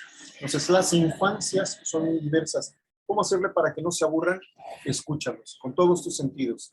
No es necesario que empiecen a hablar. Si tú le pones el micrófono a un adulto, cualquiera se lo acercas y lo intimidas. Tienes que hacer un ejercicio de rapport. Y algo muy importante para nosotros, no jugamos a ser niños con los niños, ¿no? Es como tampoco jugamos a ser jóvenes con los jóvenes. El mismo método lo llevamos a los jóvenes, por eso me interesa el trabajo tanto que están haciendo con jóvenes, porque se llama Mentes al Desnudo, nuestra propuesta radiofónica para los jóvenes, porque hay un momento en que los mismos niños dicen, no, yo ya no soy niño, yo ya soy joven, ya soy adulto, adolescente, y implica hablarles con respeto. Yo les hablo como adulto que soy, no trato de infantilizarme, no trato de eso de... Yo soy de la generación que inventó eso de ser chavorruco. Para mí el chavorruco no existe, ¿no? Somos adultos y como adultos interactuamos con las diferentes generaciones. Entonces, escuchamos a los niños y jugamos con los niños desde nuestro niño interno, pero siendo adulto, porque es la responsabilidad también de estarlo actuando. Entonces, ¿cómo no aburrirse? Mantén tu capacidad de asombro. Asómbrate por todo, por la mosca que pasó, porque no pasó la mosca, por lo que sea, muéstrate asombrado tú y los niños se van a dar cuenta también de ese asombro. De verdad, asómbrate porque no te lavaste las manos, asómbrate porque traes los mismos calcetines y díselo al niño y vas a ver cómo ellos entran en una dinámica impresionante. Pues qué asombroso, ¿no? Gracias. Muchas gracias. Y ahora Jesús González quiere tomar la palabra. Sí, hola, ¿qué tal? Me presento, soy Jesús González, soy estudiante de periodismo del Centro Universitario Tlacaelel, entre Iztapaluca, y escuchando a Fernando y también a Mayra, me gustaría saber su opinión sobre las lecturas obligadas, que no soy pedagogo ni mucho menos, que creo que son un lastre para los niños. ¿Cuántas veces hemos visto en primarias que te ponen a leer el Quijote? ¿No creen que ese no es un proceso ideal para llegar a que a la juventud y a los niños les guste leer? ¿No creen que debería de ser más estimulante buscar qué es lo que les gusta y que sean lecturas más amenas para que tengan el gusto por la lectura? Esa sería mi pregunta.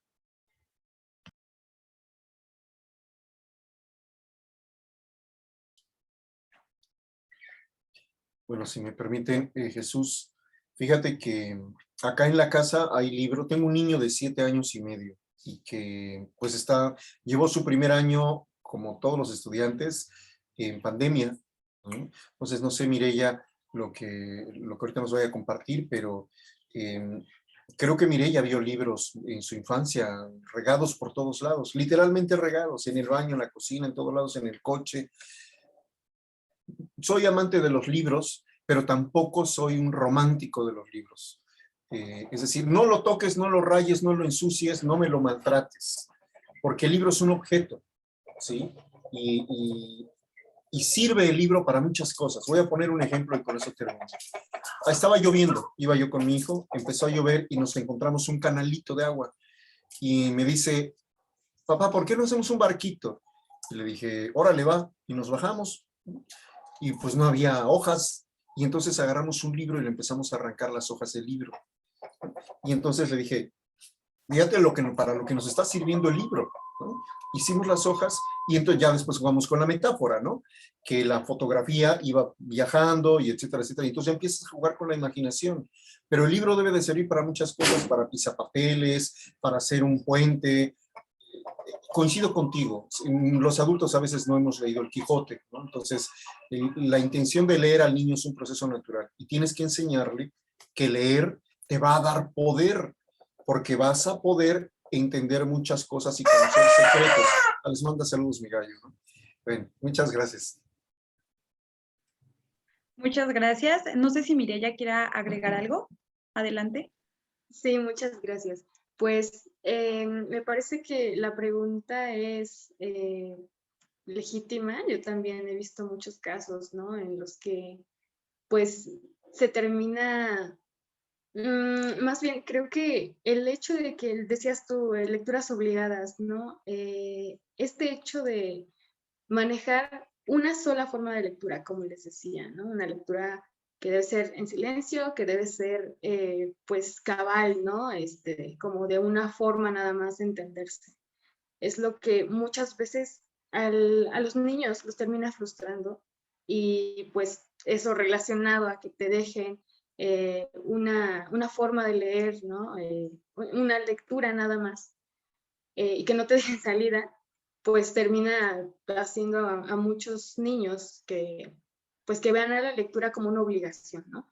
Como una tarea, como algo que se hace por castigo. Muchas veces también eso lo veía en la preparatoria, en el bachillerato donde yo iba, era eso, o sea, te castigaban y te mandaban a la biblioteca.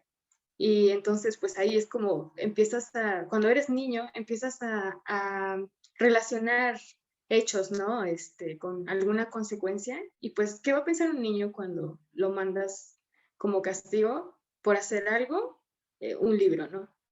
Entonces eso empieza a relacionarse. Yo creo que también el concepto que tenemos de literatura infantil, ¿no? Es interesante porque, pues, las historias que hoy en día tenemos de Disney, por ejemplo, si revisan los cuentos originales, se van a dar cuenta de que son cosas totalmente diferentes. Andersen, los cuentos de Perrault eran muy diferentes a lo que hoy vemos en Disney, en donde había temas durísimos que se hablaban, pues como eran las cosas, ¿no? Acaba de decir Luis Fernando que no es necesario infantilizarse, ¿no? Mostrarse como un niño con el niño, porque muchas veces ni siquiera sabemos cómo hacerlo, y yo creo que hasta los niños, las niñas se sienten ofendidos de que trates de comunicarte según en su lenguaje. Bueno, entonces, ahí es un cambio interesante, ¿no? Si tienen la oportunidad, revisen cualquier cuento de los originales y se darán cuenta de que era algo totalmente diferente, ¿no? Pero bueno, quiero decir que si a los niños les presentamos la lectura como una forma de entenderse de diferentes maneras, como ya les expliqué, ¿no? Leída, que tú les leas a ellos, dramatizada, lectura en silencio, lectura para dormir, ¿no? De muchas formas. También ellos van a entender que hay muchas formas de acercarse y que hay muchos textos con los que pueden conectar. No solamente con estos lectura infantil, literatura infantil, que están hechos pues para ellos, ¿no? A veces también me he preguntado, ¿no? ¿Por qué los niños necesitan dibujos en los textos cuando ellos tienen muchísima imaginación? Y mejor los adultos, cuando a veces la imaginación ya está medio atrofiada, ¿no? No tenemos dibujitos en los textos. Y entonces digo, no sé aquí quién lo necesita más. Pero bueno, yo creo que también con esta apertura de que puedan acercarse a diferentes tipos de libros, los niños son muy curiosos. Con el texto que sea, yo creo que si tienen esa pasión genuina, que ellos vayan descubriendo poco a poco y se vayan acercando a cualquier tipo de textos, puede ser que un niño o una niña muy, muy pequeño le interese de veras el Quijote, no sabemos. Hay algunas versiones que son con dibujos, ¿no? Hay versiones que son como adaptaciones, o el mismo que está como la versión oficial, ¿no? De la RAE, está muy bonito, tiene unos grabados ahí que resultan muy interesantes. Entonces, pues bueno, yo creo que eso tiene que ser resultado de la forma en que los acerquemos, ¿no? Tiene que ser un gusto, no tiene que ser tampoco una obligación, ¿no? Les decía, ahora tengo unos alumnos de los que mencionaba Antonio, del grupo Ayudémonos, de bachillerato, que les decía, o sea, les pregunté, ¿les gusta leer? Y nadie me respondía porque, no sé, como al ver que era la clase de literatura, dijeron, nadie me va a regañar, ¿no? Y les dije, no, aquí no pasa nada, díganme con toda sinceridad, si no les gusta, no hay problema. La lectura es como otra actividad que debe hacerse por gusto. Si no les gusta, no los podemos obligar. La forma es que se acerquen amablemente, ¿no? Que no haya presiones, que no haya una obligación ahí, que sientan detrás, como que deben responder a algo, ¿no? Tiene que satisfacerlos. Y pues, bueno, con eso termino. Gracias. Muchas gracias. Ojalá haya quedado clara la respuesta. Y ahora le vamos a dar la palabra a Brenda Denise Rentería, por favor. Gracias, Mariana. Solamente como para dar mi comentario al respecto a la pregunta que se me hace muy interesante. Justamente en mi exposición hablaba de la lectura como un derecho y en el análisis empírico que hago en mi investigación fui a dar con un autor, Penac, que habla de los derechos del lector y lo voy a nombrar súper rapidísimo. Uno de ellos es el derecho a no leer y justamente este derecho tiene que ver con que si la lectura es coercitiva, si es obligada, pues entonces ya no se va a disfrutar, ¿no? Otro derecho es a saltarnos páginas, es decir, la lectura homogénea no tiene que ir de principio al final. Y no, la lectura puede ser de ir, de explorar, de ir al principio, al final, y justamente que nos llame la atención. Y si es una lectura que no nos va a atrapar, entonces cambiarla, no se vale. El derecho a no terminar un libro, porque justamente Penac habla, pues que la naturaleza lectora no dice tenemos que tener una estructura obligada, coercitiva y llana, ¿no? Sino que es esta propuesta de flexibilidad, ¿no? El derecho a leer y justamente regresar las veces que sean necesarias de ir de un lado a otro, conectar relaciones, ¿no? El derecho a leer cualquier cosa. Justamente nos han dicho que si nosotros leemos los clásicos vamos a ser personas sabias, vamos a tener como el conocimiento a flor de piel y no, o sea, podemos leer lo que sea. Incluso la lectura no tiene que ver justamente con la democratización, más bien tiene que ver con la democratización de la lectura, ¿no? ¿Quién nos dice qué leer, cómo y por qué? Hay un lenguaje político interesante incluso en este posicionamiento, ¿no? El derecho al bobarismo, que justamente habla de la autonomía, de la forma libre, del interés, de la curiosidad, el derecho a leer en cualquier sitio también, ¿no?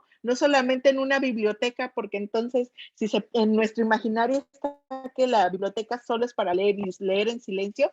Por ahí alguien hablaba, ¿no? De la oralidad y la lectura en voz alta y compartir. La lectura es lo que se vuelve aburrida, clásica y en no sitios, ¿no? Los no sitios. El derecho a ojear, explorar, a leer en voz alta, porque la oralidad es una parte fundamental para la lectura. No se piense únicamente que con letras o con imágenes, sino escuchar, a sentir y a transformar hasta nuestras propias perspectivas, ¿no? Y el derecho a callarnos, a no tener ningún comentario sobre alguna cosa, ¿no? Entonces, estas son algunas pautas de Pacman que justamente hablan del derecho a la lectura, ¿no? Y que yo creo que en nuestro imaginario o en una posición hegemónica se piensa que debemos de leer y no, deberíamos de tener el derecho a leer, ¿no? Y ya con eso cierro mi comentario.